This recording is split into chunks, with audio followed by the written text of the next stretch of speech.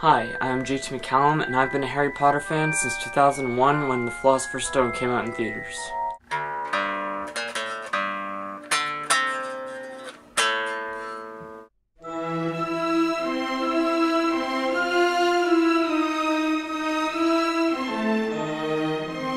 The first time that I saw Harry Potter, like the first movie, I was 5 years old. Can't remember which month I saw it, but it was either in the opening month or sometime between the opening and the closing. My grandpa took me. I just remember loving the whole thing. I had a huge crush on Hermione, as I'm pretty sure everyone did. It wasn't necessarily the magic that attracted me to the series, it was more the fact that they were kids, and kids were able to solve problems. They gave our generation this power so that, like, we knew that we could do something of a larger scale. We could, accomplish great things. The first and second movies are my favorite. They're not dark. They have this certain attitude about them that I really enjoy, and I think that a lot of kids that age connected with. Order of the Phoenix is my favorite book of the series, followed very closely by Chamber of Secrets. Order of Phoenix is my least favorite movie. I think that they did a terrible job. I don't really like the Half-Blood Prince movie either. I think they could have done that one a lot better. I think that because of the success of Twilight, that they were trying to,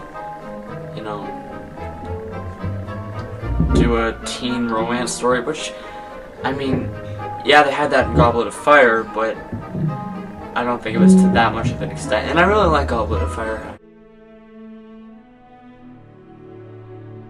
I actually watched Philosopher's Stone 5 nights ago, preparing for today, July 15th, the day of Deathly Hallows, Part 2. It's gonna be a weird time for me, and for, I think, everyone who grew up in the Harry Potter generation, which is what we call ourselves. We're the Harry Potter generation. It's gonna be weird having a year with no new Harry Potter movie. It's gonna be really weird, actually, but I have a lot of favorite memories from, this whole 10-year, because, I mean, it has been 10 years. I think that all of my memories of the series come from the first 4 movies, because that's when I was really a kid. I'm still a kid now. First time I ever saw Harry Potter and the Philosopher's Stone. We went to Burger King after, because there's a Burger King right behind it. And I remember him asking if they had any Harry Potter toys there.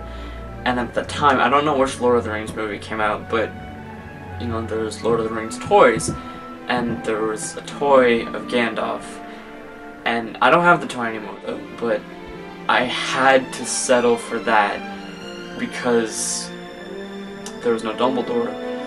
Which he said, oh, it's look kind of like Dumbledore, so I was like, alright, whatever, I didn't really have any Harry Potter toys at the time, but now I do. Another memory for me is walking in Zellers and seeing, I forget what it was, there was like this Chamber of Secrets that would like ooze. Does anyone remember that?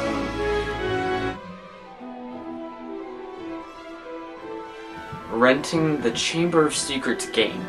Now, if anyone remembers the Chamber of Secrets game, they're in like the opening level, I think. You had to round up, I forget what they were, but you had to round up these creatures. And I didn't understand, well, I understood what to do, but it was just so difficult for a kid my age. I was probably, what was I, 6? Yeah, probably 6 at the time. I couldn't, it was really difficult for me. At recess one day, we all decided to play Chamber of Secrets outside at recess, and that was really fun for us, But, so basically, we all had to pick characters, and my friend Mitchell, he was being Harry Potter, and I decided to be Dobby. And so we had this climber type thing. It was like had all these little lines or something. I forget what it looks like. Well, I can remember what it looks like, but it's hard to describe. And I was sitting at the top because that was supposed to be Harry's bedroom. And I was sitting at the top because it was like a circle dome thing, and he was inside. It was like monkey bars, but on a circle dome. And he was sitting inside, and I just remember sitting there, holding on to the bars, and going, "Bad dummy! Bad dummy!" But, you know, I had to really... I could do the voice back then. I can't really do it now.